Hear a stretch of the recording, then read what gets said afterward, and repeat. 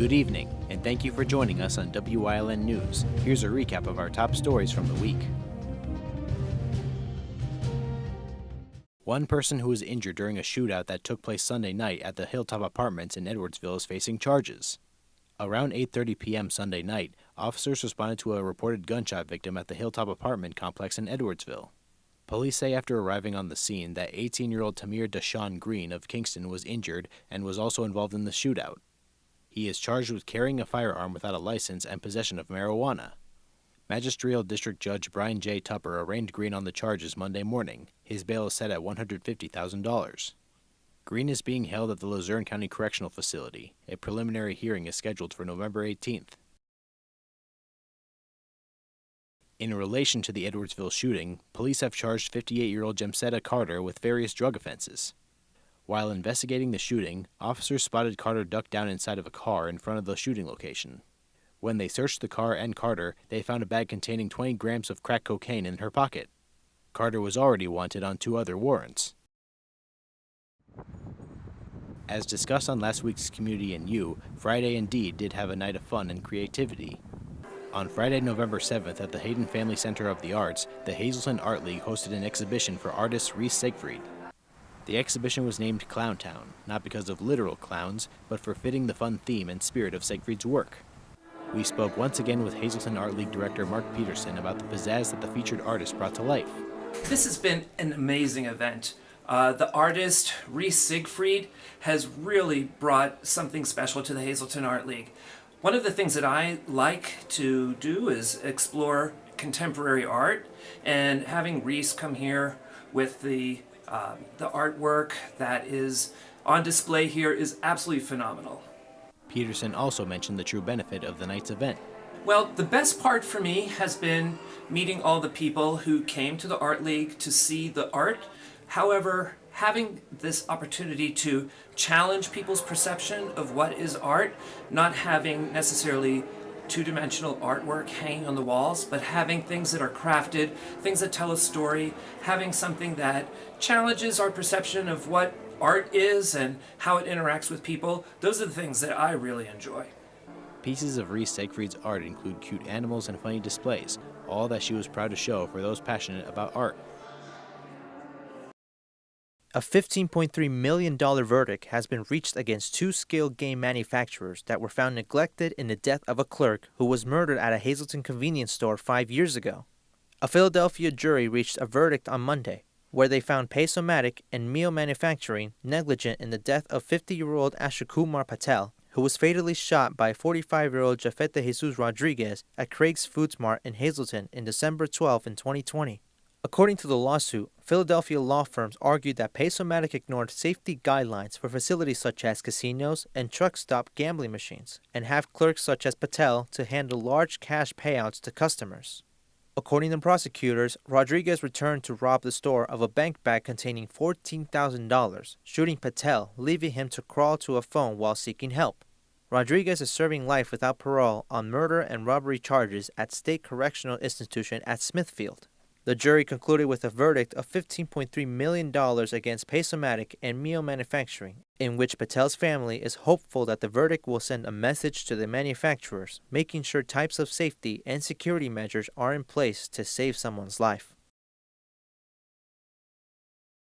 A crash on the San Sui Parkway has left several people injured. The accident happened around 6 p.m. Tuesday night, just by the ramp leading off the Route 29 into Hanover and Nanticoke. Multiple fire engines and ambulances arrived on the scene to respond to the incident. At least 6 people were injured in the crash. We will update you as we learn more about this accident here on Wyln. A man is facing charges after a traffic stop found drugs in his vehicle. On November 10th, officers pulled over 59-year-old Bobby Sarton of Mississippi, who after police searched his vehicle found various drugs and money. They arrested Sarton, and he is now being charged with multiple drug offenses. The Scranton Police Department is asking the public to share any information they know about this event at 570-348-4130. The longest federal government shutdown in U.S. history is finally over. After 43 days, Congress has come to an agreement on funding the government, and last night around 10:30 p.m., President Donald Trump signed the continuing resolution which funds the government until January 30th. The shutdown was the longest in United States history at 43 days and was brought to an end by 8 Senate Democrats coming to a deal with Republican senators on funding the government. Democrats were withholding support of funding the government unless they had gotten an extension of Affordable Care Act subsidies that are set to expire at year's end. The final deal did not guarantee any extension, but instead a vote of whether or not to continue those subsidies in December. Now that the government has funding, federal employees that have been furloughed will be able to receive pay for their work and receive back pay, and government-funded programs like SNAP will be funding once again for its recipients. The Pennsylvania state budget has finally passed the General Assembly and signed into law by Governor Shapiro. Yesterday afternoon, lawmakers in the State House and Senate came to an agreement on the state budget that has been in negotiations for months, ending a more than 130-day deadlock. The $50 billion package helps schools, nonprofits, and other organizations that have gone without state funding since the end of June. The bill will fund cyber school reform, funding for child care worker recruitment. Lawmakers say the bipartisan agreement is imperfect, but are happy a resolution has come through nonetheless.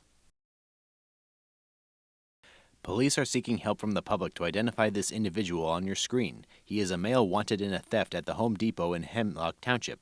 If anyone recognizes this person, contact Patrolman Dare at 570-784-6543 or by email at dare@hemlocktownship.org. You can also call the non-emergency number at 570-784-6300. A portion of Interstate 80 East was closed this morning after an accident involving a tractor-trailer. PennDOT had I-80 between exit 242, Mifflinville/Route 339, in Columbia County to exit 256, Route 93, in Luzerne County closed. PennDOT has announced that the road is now reopened. At this time, it is unknown what caused the accident and if there are any injuries. A former Berwick resident is being accused of raping a 4-year-old girl in a bedroom at his old home. 31-year-old Thomas Valdez, who now lives with his parents in Nanticoke, was taken into custody Monday night on 4 counts related to rape and sexual assault. The child's mother had notified police and a child services caseworker in mid-July that she suspected her daughter was sexually abused. She said that she had found a pair of stained underwear under her daughter's bed while cleaning her room that she turned over to police as evidence for forensic testing. In an interview a week later, the girl said Valdez assaulted her by pulling her pants down and rubbing up against her. The girl said that her mother was not at the home at the time of the incident, but another juvenile was. Valdez assaulted her in the bedroom and told her to stay quiet. He is charged with rape of a child, involuntary deviant sexual intercourse with a child, aggravated indecent assault of a child, and indecent assault of a minor. He was sent to Columbia County Prison after being unable to post his $100,000 bail. Coming up on Wyln News, we check in with PA State Representative Dane Watrow on Watrow's Weekly Update. Plus, Wyln historian Chris Fomer leads us down the path through history with Shamokin Part 4. And stay right here on Wyln. We'll be right back. Brought to you by Lehigh Valley Health Network, part of Jefferson Health. If you were Saved by the Bell and made epic mixtapes, it's time for a mammogram. Screenings help find breast cancer early when it's more treatable. Schedule today at lvhn.org/mammo.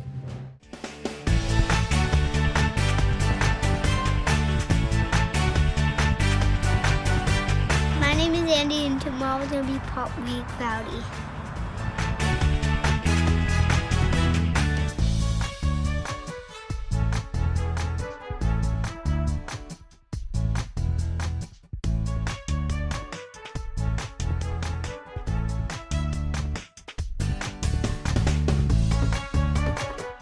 We want your child to be our WYLN weather kid.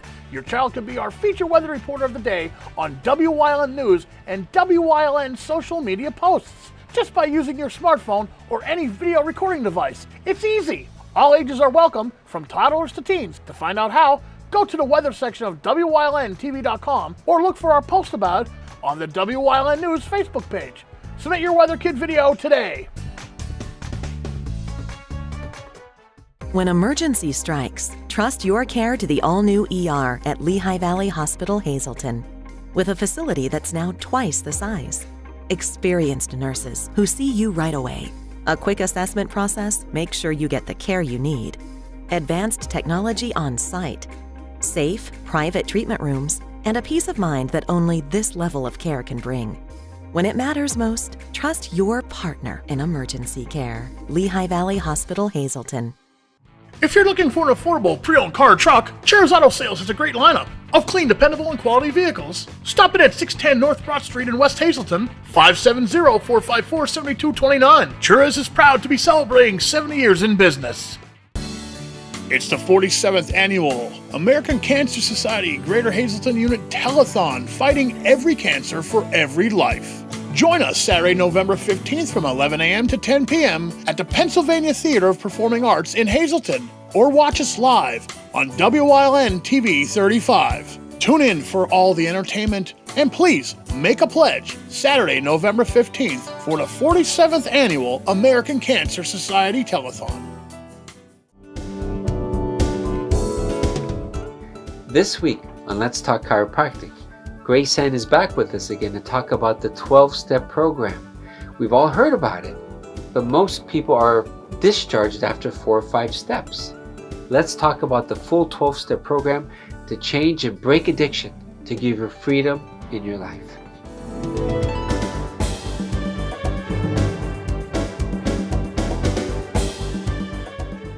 Come shoot at Whitetail Preserve, 118 Boulevard Road in Bloomsburg. Their skeet, trap, and sporting clay fields are professionally designed, and all stations are handicapped accessible. Whitetail Preserve has resident shooting instructors certified by the NRA in shotgun, rifle, pistol, home safety, and personal protection in the home.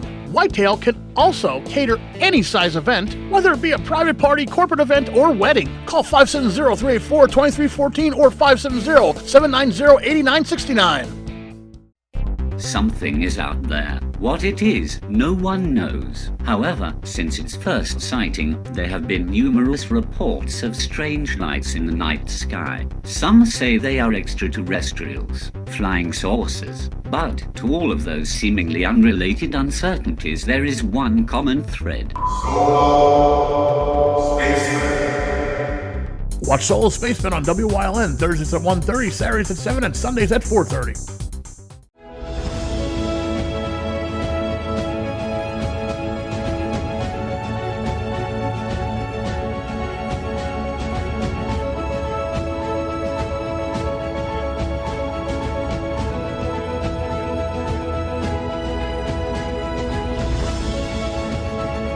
Hi, welcome to Watro's Weekly Update. I'm the host today, Preston Endress, and here with me is my good friend Dane Watro. How are you today, Dane? I'm doing very good. Thank you so much, and I appreciate you once again having me on the show. Yeah, I think you'll extra appreciate me wearing red, white, and blue because I think we're getting closer to a very important holiday to honor our loved veterans. Yes, Preston, I gotta say, and this is why I love coming here on WYLN and sitting here and talking with you, because you do bring up the most important issues, and you're 100% correct, veterans. Yeah. So is there anything coming up that you have anything to do with, or that you would just like to acknowledge for those watching that should really know about for our local and passed on and veterans that are just not here but just now within seeing distance? Yeah. So last week, I ran a resolution. It's called House Resolution 15. And what resolutions are about in the House of Representatives, it's about just drawing attention to whatever it is. Well, mine was about drawing attention to Veterans Day. Even though it's a national holiday, November 11th every year, that's something I feel since I took office, this is the 3rd year I'm doing this, is that we got to talk about it. Just not one day. We should talk about it every day. Our veterans are important. I myself is a combat veteran from the Iraq War, and as I'm getting older in life, I was always proud of my service, but growing more and more proud of that and the accomplishments that was obtained during the years of service. So, and I also like to recognize all stateside reservists, National Guard. You put that uniform on, you are a veteran. You don't have to be in war to be considered a veteran. You rose your right hand, you put that uniform on, you are a veteran. So I thank everybody for their service. So last week I was on the House floor, and if you don't mind, do I have 2 minutes to share a story with you? Go right ahead. One of my colleagues said to me, and she is one of the most patriotic, flag-waving representatives that I know. She said, Dane, why are you doing this? We celebrate this November 11th nationally. Why do we got to do this on a state level? And I said to her, I said, because we got to talk about it more than just one day. And happy Veterans Day. Let's start saying thank you to our heroes. Let's start acknowledging the sacrifices that they, gave for us. And I decided at that point, I jumped online and I ordered a pin here, and the pin it's a folded flag, and that represents honor, respect to our veterans and to the nation's colors. And I'll wear that from this day forward out of that conversation I had with that wonderful representative, and she is absolutely wonderful, just to draw attention, to make people look, to make people think of the great stuff that our heroes, both women and men, did for this country. Today, I just came here, and I had the honor of being at the high school for their Veterans Day program, and I got to speak, and I spoke those same words. So to you and to WYLN, thank you for bringing that up and allowing me to have this opportunity to talk about it. And I thank you for just talking about it, and I thank you for your service that you gave us in your. How long ago was it then? Wow, yeah, that's a great question. So I returned back from overseas and from Baghdad in 2005. So do the math, it's a long time. I cannot calculate your age. You look young and healthy, honestly. And when were you born?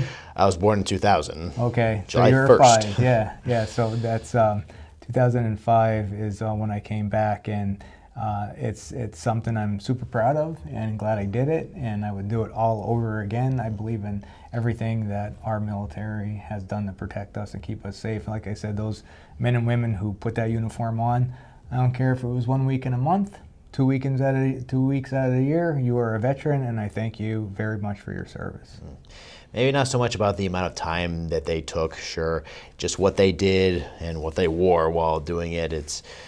It's a big sacrifice that they made a choice of making, and yeah, it's a lot. They have to go away from their families. They go out there not knowing when or if they will come back. Yeah, and that's the thing. The hardest hardship that a lot of military personnel face is the family separation. That was my most struggling part, being away from family.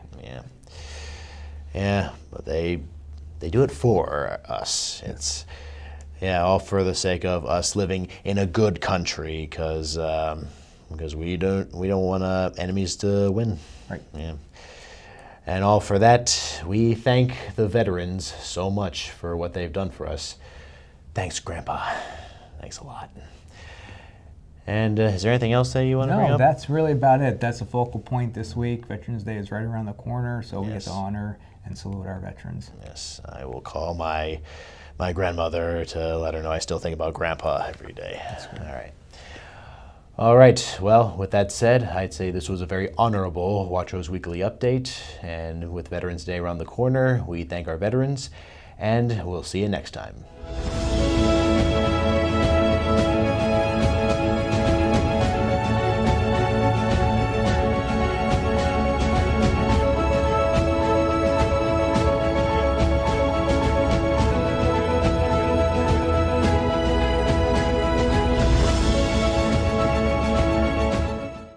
You will love the feel-good feeling you get when you shop at Grand Central in Nescopeck and Hazleton. You will enjoy a no-pressure professional sales staff, experienced delivery crew, service after the sale, and don't forget, everyday low prices. No matter what you're shopping for in your home, we have you covered with top brand names like Flex Steel, Lazy Boy, England, and Dillon Custom Rugs. With our enormous selection and the flexibility to finance interest-free for up to 60 months, Grand Central makes it easy to make your house a home. For a better customer experience, visit Fairway Subaru in Hazleton. Fairway Subaru has been providing generations of customers with Subarus. With exceptional customer service they've come to expect. Check out our selection in person or at fairwaysubaru.com. Fairway Subaru, the right car, the right price, the right dealer. When you bundle home and auto, life can be easier. You choose coverage that makes sense for you, at a price that's right for you, and a local State Farm agent who's there for you. Call State Farm agent Pete Kasalika in the greater Hazleton area today. Do you like craft beer? Do you want to learn the right way to sample wine? How about checking out a restaurant with a unique flavor or a crazy food challenge? These are just some of the things we are featuring on Wine, Hops, and Road Stops. So, spend some time learning about great wine, great beer, and great food on WYLN TV 35.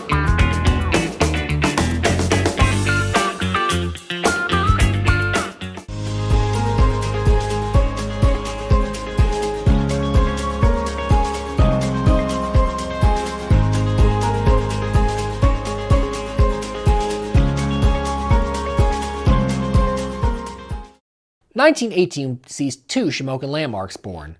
One was the Victoria Theatre on West Independence Street, originally opening with vaudeville acts and stage shows before becoming exclusively a movie theater. Designed in the Beaux Arts style, it had room for 1,700 patrons and was designed like a European opera house with a high dome ceiling and many chandeliers. It had distribution deals with MGM, 20th Century Fox, Paramount, and United Artists over the years. The Victoria Theatre was named to the National Register of Historic Places in 1985, but closed a few years afterwards, fell into disrepair, and was torn down for a Rite Aid in 1998. Still in operation today, however, is the Coney Island Restaurant, also located on Independence Street. Opened by Pete and Tessa Garant in February 1918, it is still operated today by their descendants, offering hot dogs, hamburgers, and many other lunch counter staples to those who drop in. Besides the Victoria Theatre, Shamokin and other movie houses see their favorite movies in for much of the 20th century. The Majestic Theatre, in fact, stood directly next door to the Victoria on West Independence Street. Opened in 1917 by Buckley Amusements, it was not quite as grand a cinema house as the Victoria, but still had capacity for 930 guests. The Majestic showed primarily MGM films up till the 1950s, after which it switched to B movies from smaller studios. It was demolished in the 1960s and replaced by a J.C. Penney's. There was also the Capitol Theatre on East Independence Street. It was larger than the Majestic, but smaller than the Victoria, with a capacity of 1,138 seats. It showed films from Paramount, Columbia, Universal, and Warner Brothers, and was well known for its Saturday morning cartoon carnival showings. Like the Majestic, the Capitol Theatre closed in the 1960s, and a Wendy's now stands on its site. Shamokin has sent many of its men and women to war over the years, like many other towns. And Shamokin's veterans have prominent places in military history. One in question was Holden Richardson, who graduated from the U.S. Naval Academy in 1901. He became the Navy's first engineering test pilot, learning to fly from aviation pioneer Glenn Curtiss, and helped design some of the first seaplanes. Richardson was at the controls of an early test flight of an NC-1 seaplane in Jamaica Bay on October 4, 1918, and then flew it to Washington for inspection by Navy leaders. A year later, on May 8, 1919, he was behind the stick of NC-3, one of a squadron of 4 seaplanes that attempted a transatlantic flight from Rockaway to the Azores. Richardson's plane was forced to come down roughly 200 miles short of the Azores and taxi the rest of the way, but he would still receive the Navy Cross for his efforts. The same year Richardson attempted to cross the Atlantic, Shamokin's Herbert Hopwood graduated from the U.S. Naval Academy. He served in several battleships during the final months of World War I, and will receive his first command position in 1928 aboard the destroyer USS Hart. He will return to Annapolis in the pre-war years to teach gunnery and ordnance. Upon the outbreak of World War II, Hopwood was assigned to the Bureau of Naval Personnel, working to expand the Navy to accommodate a swarm of new recruits. He would directly join the conflict in 1944, commanding the cruiser Cleveland. He would lead the ship in action in Peleliu in the Philippines, among other battles. After the war, Hopwood would join the Revolt of the Admirals, a protest against naval budget cuts by Secretary of Defense Lewis Johnson. In 1955, he would be named commander of the First Fleet, and in 1958 was promoted to full admiral, the only man from the coal region to date to reach the rank, and named commander-in-chief of the Pacific Fleet. In 1960, he would participate in a public demonstration of a new naval communications system that used the moon as a radio relay to deliver teletype messages from coast to coast. He retired later that year. Admiral Herbert Hopwood died in 1966, and like Holden Richardson, rests today in Arlington National Cemetery. Drive-ins popped up across the country beginning in the 1940s, and the Shamokin area would be part of the craze as well. The Shamokin Drive-In opened on July 14, 1950, with the Betty Grable film Beautiful Blonde from Bashful Bend, as well as a Three Stooges short film and a Mighty Mouse cartoon. It would entertain moviegoers through the mid-1960s, after which road construction would reroute Route 61 through the property, obliterating all traces of the drive-in. Although Edgewood Park closed its doors for good in 1964, Shamokin residents could still enjoy amusement park fun close by. Doodlebug Park, built around a lake on Route 225 southwest of Shamokin near Trevorton, opened for guests on June 22, 1958. Built primarily for younger guests, its main attraction was the junior roller coaster Little Dipper. Its other attractions included a stagecoach ride, a train, a whip, a tank ride, Skyfire airplane ride, turnpike cars, a Ferris wheel, a carousel, a tilt-a-whirl, and pony carts. An 18-foot paddle wheel boat, the Maverick Queen, sailed in the wake as well. Doodlebug Park closed in 1976. It was also in the mid-60s that Pennsylvania began merging high schools together to cut down the number of school districts statewide. In the crosshairs of this decision was Shamokin High School and Cole Township High School. Large contingents of both school districts were resistant to the decision to merge them, as the Shamokin Greyhounds and Cole Township Purple Demons have been longtime rivals in many sports. Both school districts wanted to retain their identities as much as possible. In the end, the offer of a financial incentive to merge proved lucrative enough for both school districts to merge in 1965, a year ahead of schedule. The combined school, in deference to both schools' districts' identity concerns, originally was to be named the Shamokin Cole Township School District. When some Shamokin board members, on the grounds of the name being too long, deleted Cole Township's name from the title, the Cole Township faction almost backed out of the merger. As a compromise, a final name was made the Shamokin Area School District, and Cole Township's purple and white colors were carried over to the new school district. Today, Shamokin Area Indians athletics brings both Shamokin and Cole Township much pride all through the school year.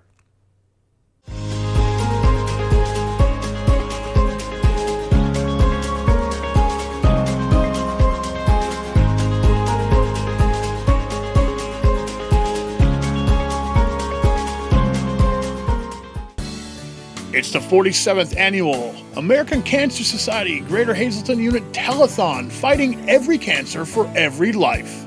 Join us Saturday, November 15th from 11 a.m. to 10 p.m. at the Pennsylvania Theater of Performing Arts in Hazleton, or watch us live on Wyln TV 35. Tune in for all the entertainment, and please make a pledge Saturday, November 15th for the 47th Annual American Cancer Society Telethon.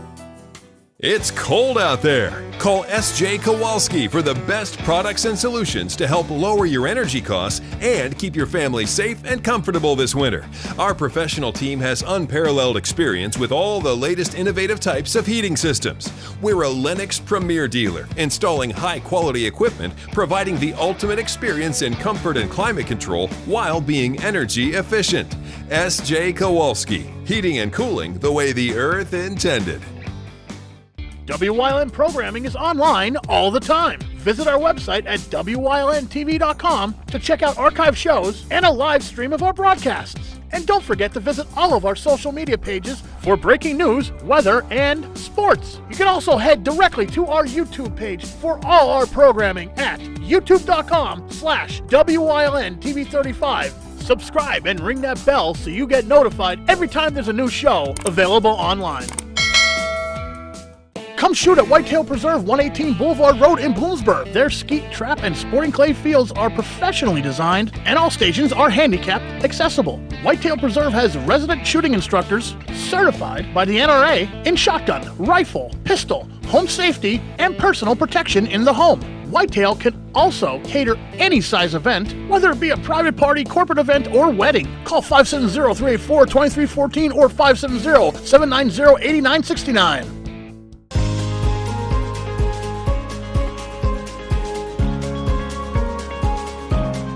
Hello, I'm WYLN historian Chris Fulmer. Pennsylvania's communities are filled with interesting history. Come with me as we discover the people, events, industries, and other historic facets of local towns.